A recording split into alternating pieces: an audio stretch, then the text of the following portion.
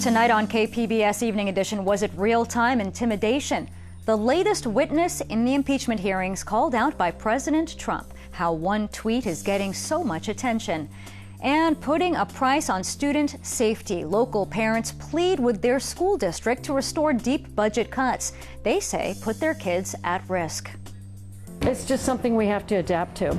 Nobody likes to be forced into a change. You like to do things on your own.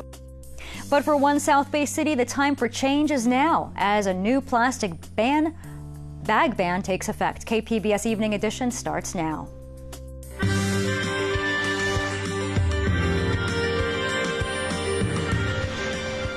Good evening. It's Friday, November 15th. Thanks for joining us tonight. I'm Maya Trabulsi. A new round of testimony today in the impeachment hearing into President Trump's dealings with Ukraine. And today, the president's comments in real time became part of the hearing. Mary Maloney wraps up today's developments. The impeachment inquiry took a personal turn as the former ambassador to Ukraine testified she felt intimidated by President Trump. It sounded like a threat. Marie Yovanovitch says she was stunned after the transcript of a call between President Trump and the president of Ukraine revealed the two leaders tarnishing her reputation. Shocked and devastated that I would feature in a phone call between two heads of state in such a manner. President Trump removed the career diplomat from her post after what Yovanovitch described as a smear campaign. All we have is our reputation. And so this has been a very painful period. Democrats said her ouster set the stage for the president and his allies to push Ukraine to investigate Joe Biden. President Trump reacted during the testimony, tweeting, "Everywhere Marie Yovanovitch went turned bad. It is a U.S. president's absolute right to appoint ambassadors." And now the president in real time is attacking you. It's very intimidating. Some of us here take witness intimidation very, very seriously.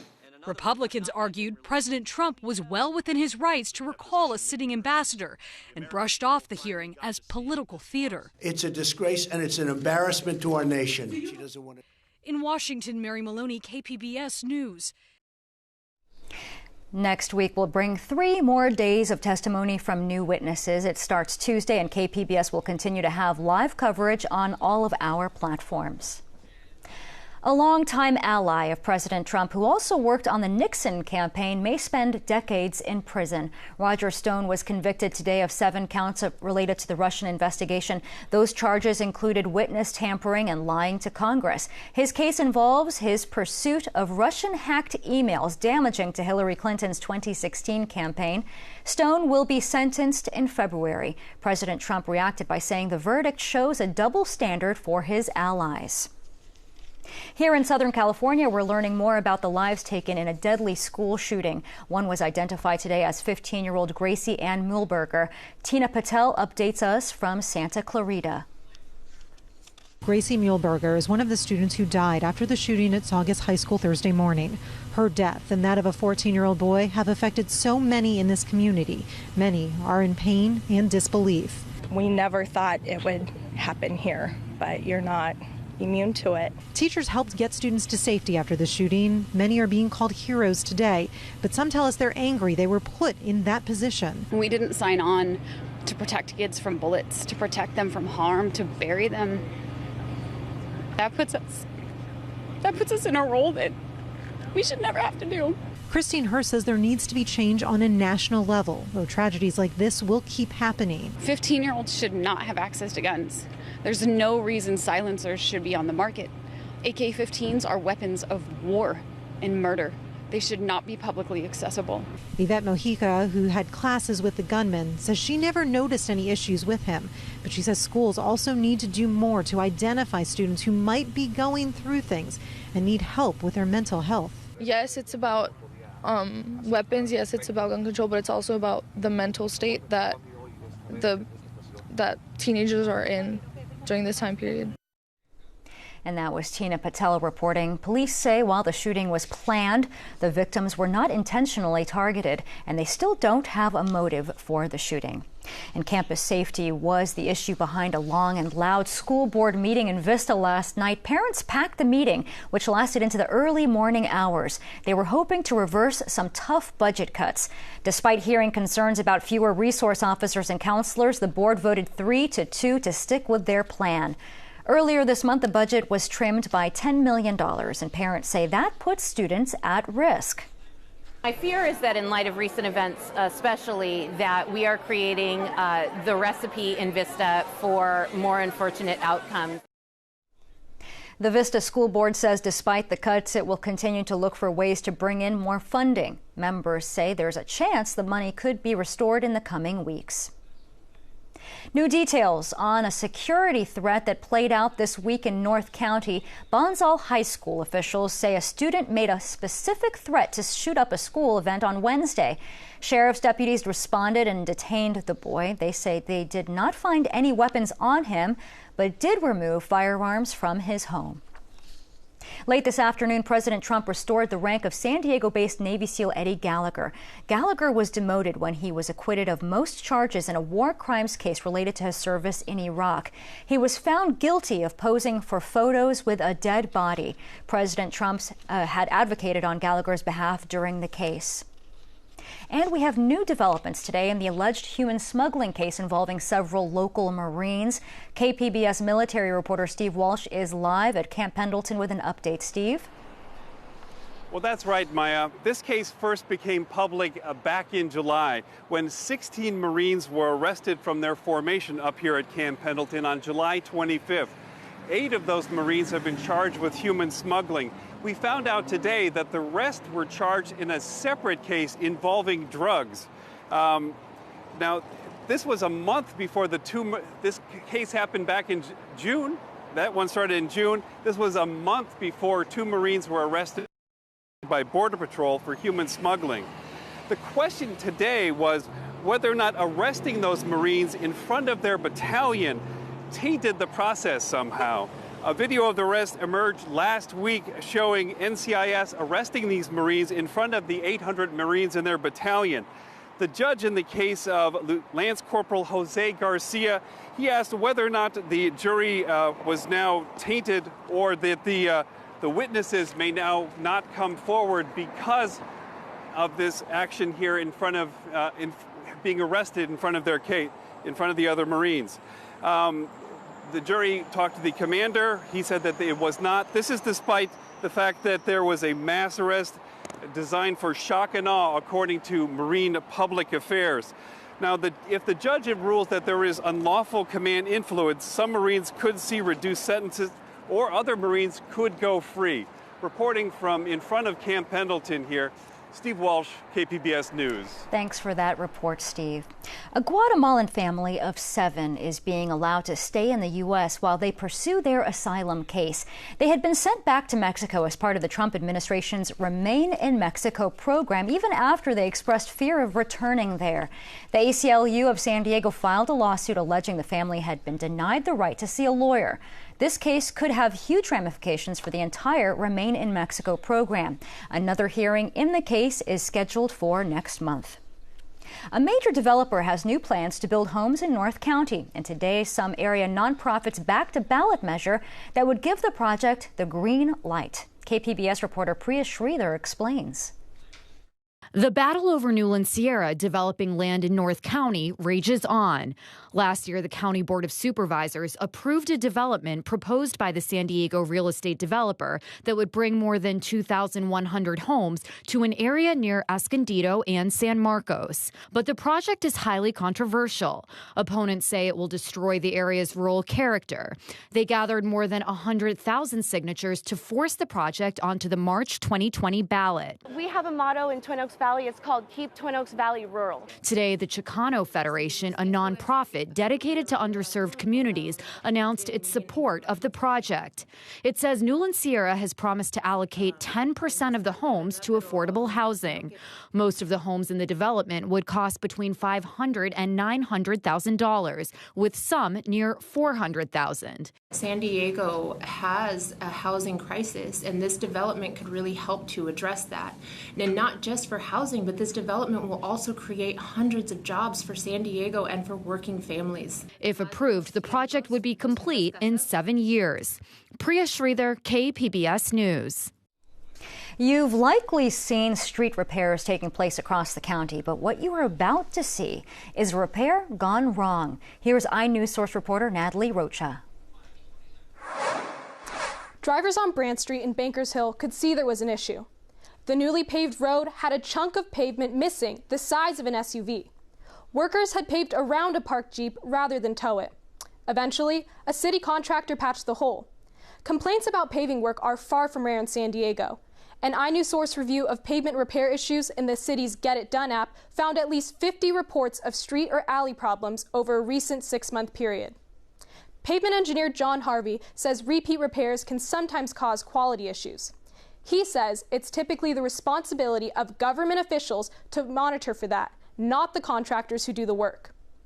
And that's up to the city. That's on the city to make sure that the contractor is giving them the quality that is in the contract. You can read more about the SUV that was paved around by going to inewssource.org. For KPBS, I'm iNews Source reporter Natalie Rocha. And iNews Source is an independently funded nonprofit partner of KPBS. You can say goodbye to single-use plastics in Imperial Beach. Starting today, one of the state's strictest plastic bag bans goes into effect. That includes all food containers, straws, and even forks and knives in an effort to keep the harmful materials from the environment. KPBS reporter Matt Hoffman went to a business in IB to see how they're dealing with the change. Mangoes, bananas, strawberries, orange juice, pomegranate float. You gotta have one. For 14 years, Katie's Cafe has been a staple in Imperial Beach. Here you go. Lunch, breakfast. We'll be right with you, okay? Owner Katie Fallon serves food and drinks with a smile. There you guys go. Enjoy. Making people feel welcome, giving them the custom-made drink is not on a menu. My mermaid special of the day. Katie's Cafe is already embracing change. They swapped out some of their single-use plastics like this polystyrene box for biodegradable options like this paper one. You know, I'll factor it in, and at this point, it's okay. I'm doing my part. Iced chai is available at the counter.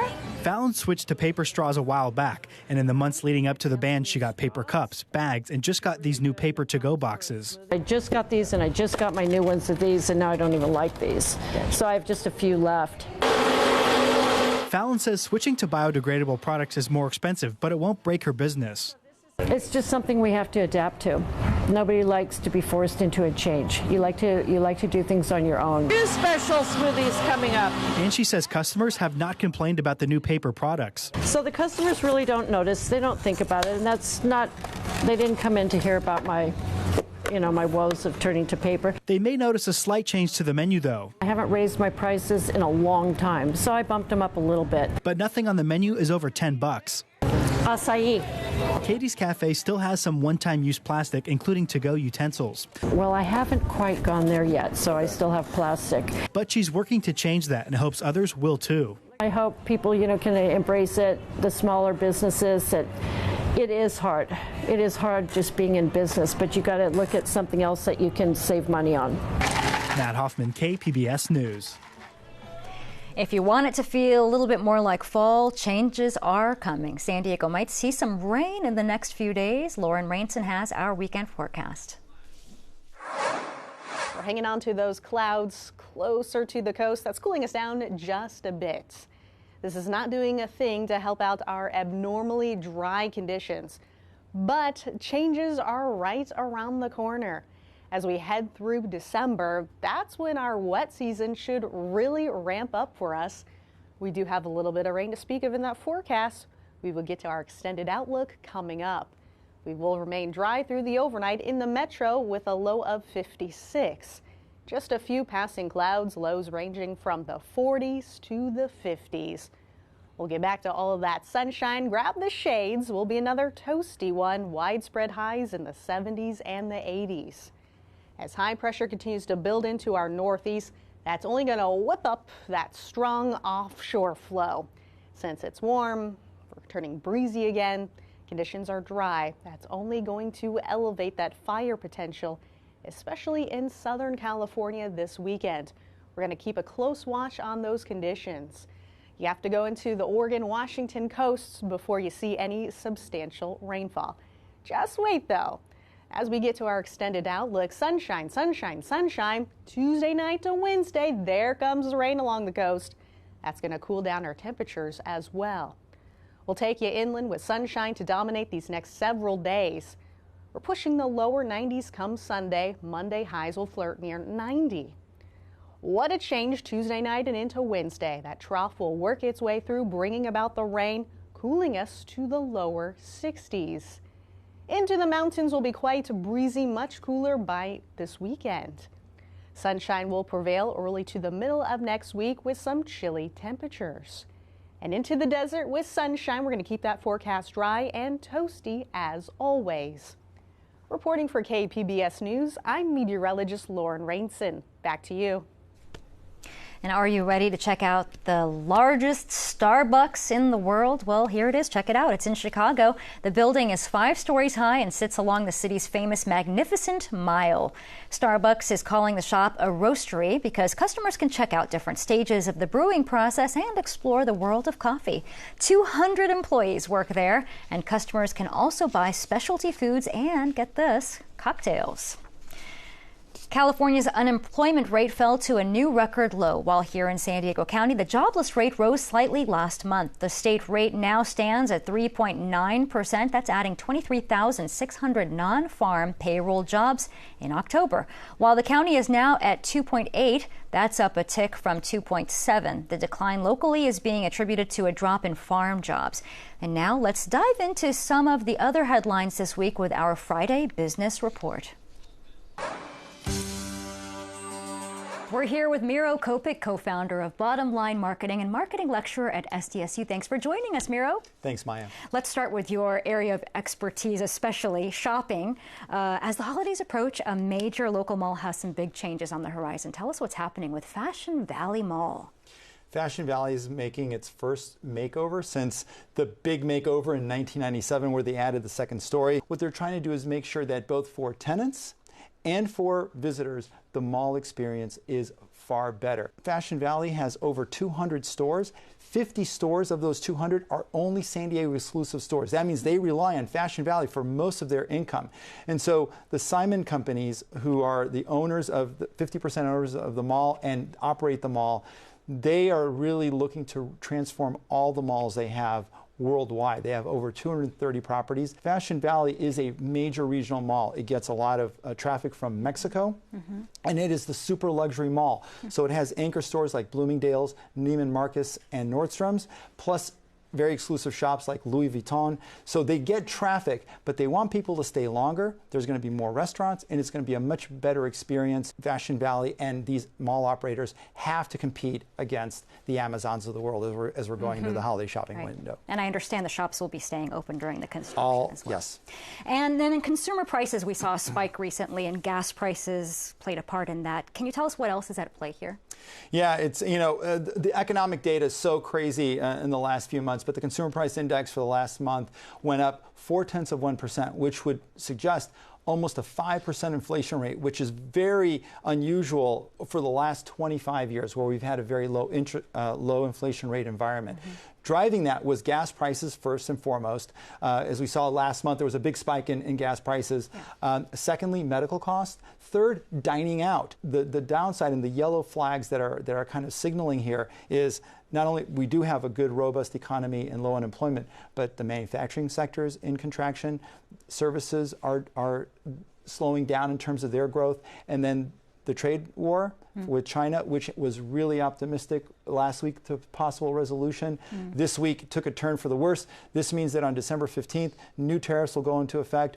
Tariffs that were supposed to go up will go up, and that means that over $1,000 a year in increased costs for the average family is going to continue. And we're going to continue to talk about that as well. Yep. Now, finally, a story that got a lot of buzz this week, Disney Plus. It launched a bit of a rocky start with the rollout. Tell us more. You know, Disney Plus, this is we're in full-scale streaming war mode at this moment. Disney Plus is a highly anticipated service because it includes not only Disney content, but ESPN and Hulu. So for $7 a month, it's a very reasonable cost. They had over 2 million people, or close to 2 million, that pre-ordered. Over 10 million signed up in the first day. It crashed the servers, so people were getting, your videos interrupted messages. They posted it all on social media. Disney has since corrected it, but they really drove this because they're in competition with companies like Netflix or Amazon, because you get Amazon streaming through your Amazon Prime membership, and they're looking for 60 to 90 million subscribers by 2024. They got a fifth or sixth of that on day one. They get the Marvel movies, the Star Wars movies, the Disney movies, the Pixar movies. Disney also recently bought the Fox content. So all the Simpsons shows, 30 seasons, are on this channel. What we see in research is consumers are willing to pay for 3 or 4 streaming services. So really trying to keep it at $50 to $60. There was an opportunity about 5 to 7 years ago if cable companies would do a la carte programming. So I could pick the Home and Garden channel or History Channel or HBO and pick the channels I wanted. I can keep my pricing more reasonable. They didn't. You had to buy 500 channels. And so this is a new world, and we're going to see what consumers are going to do and whether they're willing to pay more when those prices increase. A la carte programming. A la carte programming. Thank you so much, Mira Kopik with Bottom Line Marketing and SDSU. Thanks, Maya. I'm Judy Woodruff. Tonight on the NewsHour, a dramatic day as the former U.S. ambassador to Ukraine testifies in the impeachment inquiry. Coming up at 7 after Evening Edition on KPBS. The Beyond the Thank You campaign includes audio interviews between local vets and their loved ones talking about how they want to be thanked for their service. We've played samples of those conversations this week. Our final interview tonight features Navy veteran Ashley Tatum talking to 2 of her young children. Here is that interview. Everyone is so used to saying thank you for your service. How would you like to be thanked for your service? When I took my uniform off for the very last time and hung it up in the closet, it was like I didn't know who I was anymore. Because everything that you needed to know about me was literally on my shirt, from my pay grade to my last name to the medals that I had earned. But when you take that off, people tend to forget that you did what you did. So I would say, don't forget, supporting us is more than just a bumper sticker that you put on your car or something that you say or put on a t-shirt. And so I would ask that people volunteer with veterans, go to the VA hospital, see how you can help out, put some action behind your words.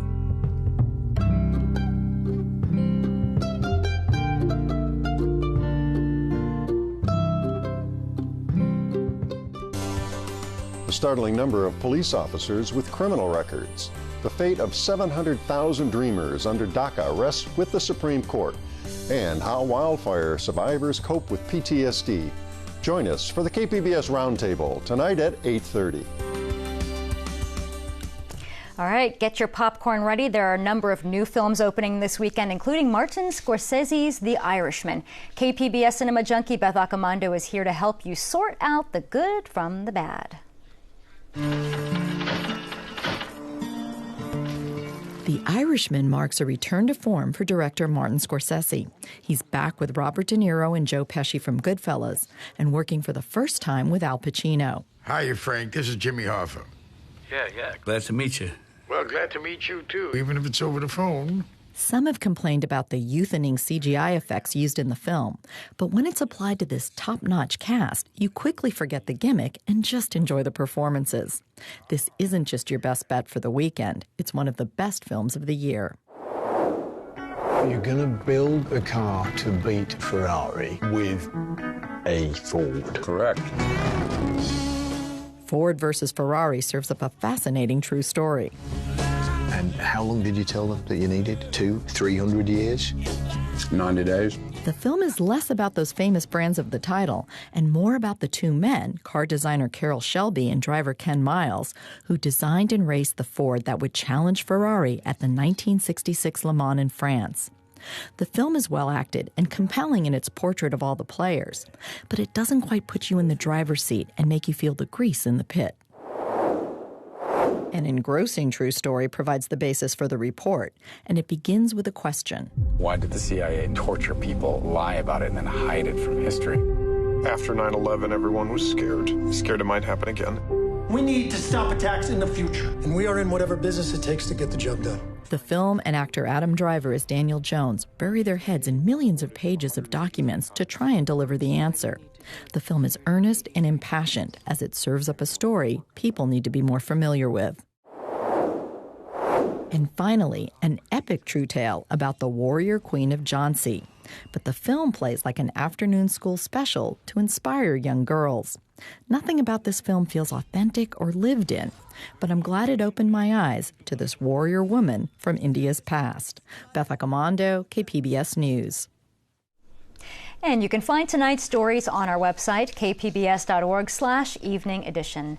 We leave you with music from Live at the Belly Up. A new episode airs tonight at 11 on KPBS. Thanks for joining us tonight. Have a great weekend.